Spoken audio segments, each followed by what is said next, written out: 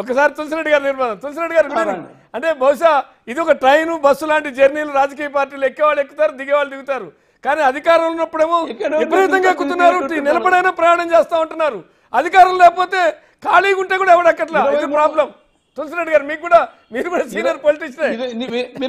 వినండి వస్తా ఒక్కసారి 23 మంది కొట్టి ఏం జరిగింది? వస్తా తులసిరెడ్డి గారు 23 మంది ఎందుకంటే మనం చూస్తున్నాం ఇవాళ ఈ పార్టీ ఆ పార్టీ అని కాదు, అన్ని పార్టీల గురించి నీ అనేది, నాట్ ఓన్లీ వైఎస్ఆర్సీపీ. తులసిరెడ్డి గారు పవర్ అనేటువంటిదే ముఖ్యం ఎవరికైనా. ఇక్కడ 2 సుమతి పద్యాలు జ్ఞాపకం తెచ్చుకోవాలి. మొదటిదేమి, ఎప్పుడు సంపద కూడినా అప్పుడు బంధువులు వత్తురు అది ఎట్లన్నాను, తెప్పలుగా చెరువు నిండిన కప్పలు 10,000 చేరు కదరా సుమతి అని 300 సంవత్సరాల క్రితం బద్దెన మహాకవి ఒక పద్యం చెప్పాడు.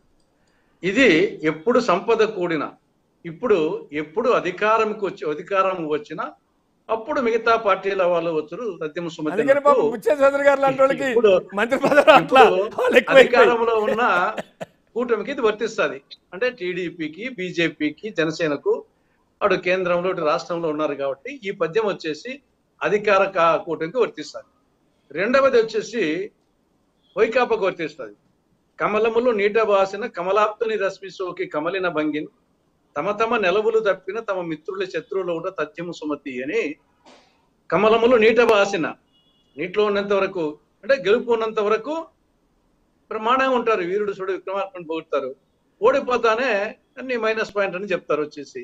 కాబట్టి ఇది రెండవ పద్యం వచ్చేసి ప్రస్తుతానికి వైకాపా పార్టీకి అన్వయిస్తుంది. కాబట్టి ఇవన్నీ మామూలే. పార్టీ ఫిరాయింపులు వచ్చేసి ఏమి, పార్టీ పెట్టినప్పుడు ఎన్టీ రామారావుకి ఎంతమంది ఎమ్మెల్యేలు ఉన్నారు, పార్టీ పెట్టినప్పుడు జగన్మోహన్ రెడ్డికి ఎంతమంది ఎమ్మెల్యేలు ఉన్నారు. కాబట్టి ఎన్టీ రామారావు అధికారంలోకి రాలేదా, జగన్మోహన్ రెడ్డి అధికారంలోకి రాలేదా. కాబట్టి ఇవన్నీ ప్రస్తుత పరిస్థితుల్లో సరే కొంతవరకు వచ్చేసి జగన్ వ్యవహార సరళి కొంత కారణం కావచ్చు. ఆయన వచ్చేసి కొంత అందుబాటు లేకపోవడము, కొంత నియంతృత్వ ధోరణి, ఇది ఒక కారణం కావచ్చు కొద్దిమందికి, కానీ అంతమందికి కాదు ఇది. రెండవది వచ్చేసి వైకాపా భవిష్యత్తు ఏమన్నా ఉండదేమో అని అనుకునే వాళ్ళు కొందరు కావచ్చు. అదే ఉంటుందా ఉంటుందా తర్వాత వస్తా. భవిష్యత్తు ఉండదు అనడానికి మెయిన్ గా వచ్చేసి ఏమన్నా జగన్ జైలుకు పోతాడేమో, తర్వాత అనర్హత ఏమన్నా వేటు పడుతుందేమో, శిక్ష 2 సంవత్సరాల పైన పడితే, తర్వాత జగన్ జోపులు పోయిన తర్వాత పార్టీ నడిపే వాళ్ళే లేరు అని, పార్టీ భవిష్యత్తు ఉంటుందా ఉండదా అని కొంత చర్చ ఉంది వాళ్ళ కేడర్లో కూడా. బికాస్ అది జగన్ బయట ఉంటే ఓకే, జగను జైలుకు పోతే, అనర్హత పోతే తర్వాత పార్టీ నడిపే నాయకులు లేరే అనేది ఒకటి, ఇది కూడా ఒక కారణం కావచ్చు.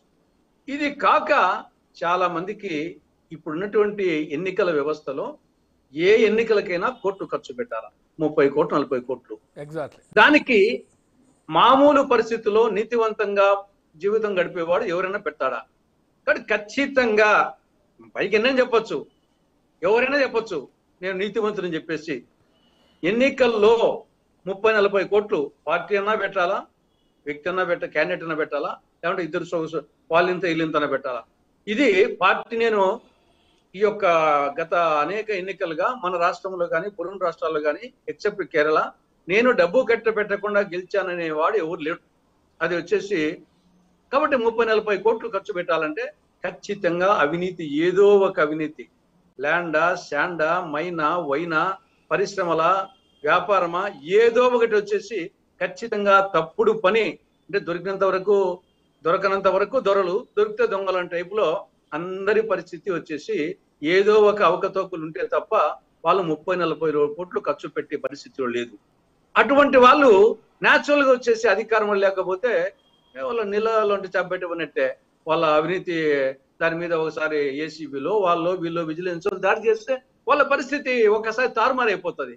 కాబట్టి ఒకవేళ సిద్ధాంతపరంగా ఉండేవాళ్ళు, సేవా దృక్పథం ఉండేవాళ్ళు రాజకీయాలు ఉన్నంత కాలము ఇటువంటి భయపడాల్సిన అవసరం లేదు. కానీ ఆ పరిస్థితి మారింది. కాబట్టి ఈ పరిస్థితుల్లో ఎవరైనా సరే అధికారంలో అటువంటి అవినీతి పరులు వచ్చేసి కొన్నాళ్ళ పాటు సైలెంట్ గా ఉండడమా, లేకుంటే ఆ పార్టీకి చేరడమా, మళ్ళీ ఎన్నికలప్పుడు వచ్చేసి మళ్ళా చూసుకుంటాం. అప్పుడు వెనకలు ఉండే వాళ్ళు కూడా వచ్చేసి ప్రజలు కూడా ఇప్పుడు ఇంతకుముందు బుచ్చే చౌదరి చెప్పినట్లు ఒకప్పుడు వచ్చేసి 1924లో ప్రజాస్వామ్య పరిరక్షణ ఉద్యమంలో అప్పుడు పార్టీ ఫిరాయింపులు వస్తే ఎన్టీ రామారావు ఆ ఉద్యమం ఇంట్లోకి రాని ఎమ్మెల్యేలను, ఆ పరిస్థితి లేదు ఇప్పుడు. కాబట్టి ప్రజలు దాని గురించి పెద్దగా పార్టీ ఫిరాయింపులు ఇమీడియట్ గా పబ్లిక్ లకు వచ్చి, రేపు ఎన్నికల్లో ఒకవేళ వాళ్ళ ప్రభావం చూపించచ్చు కానీ పబ్లిక్ లకు వచ్చి చేసే పరిస్థితి లేదు. నాయకుని కార్యకర్తలు కూడా చేరున్నా మళ్ళీ మనం చూస్తాం వచ్చేసి మన పనులు కానీ అని చెప్పేసి వీళ్ళు ఎంకరేజ్ చేసే వాళ్ళు ఉన్నారు. కాబట్టి కుటుంబ సభ్యులు, బంధుమిత్రులు, సెకండ్ క్యాడరు, ప్రజలు అట్టే ఉన్నారు, మా పనులు అయితే చాలు అని చెప్పేసి. కాబట్టి ఇది ఏదో దీంతో వచ్చేసి ఇప్పుడుండే పరిస్థితుల్లో, గతంలో సిద్ధాంతపరమైన రాజకీయాలు ఉన్నప్పుడు, సేవాదృక్తం రాకున్నప్పుడు ఇటువంటి జరిగేదానికి తక్కువ అవకాశాలు ఉన్నాయి. అటువంటిప్పుడు కాకుండా జరిగినాయి. కానీ ఇది హర్యానాలో ఆయారాం గయారాం అనేది ఒక పెద్ద విచిత్రం అనుకునే వాళ్ళం. ఇప్పుడు ఇది సర్వసాధారణం. ఏముంది వచ్చేసి 2014-19 మధ్య వైకాపా ఎమ్మెల్యేలు వైకాపా ఎమ్మెల్యేలు టీడీపీకి చేరినారు. 2019 మధ్య టీడీపీ ఎమ్మెల్యేలు వైకాపాలో చేరినారు. మళ్ళీ ఇప్పుడు వచ్చేసి వైకాపా నుండి చేరుతున్నారు.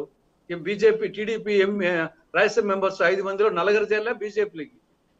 అలానే 5 మందిలో 4 చేరారు. ఆ కనకమెడలు కూడా నిలిచిపోయినాడు, మిగతా అందరూ పోయిన వాళ్ళే కదా.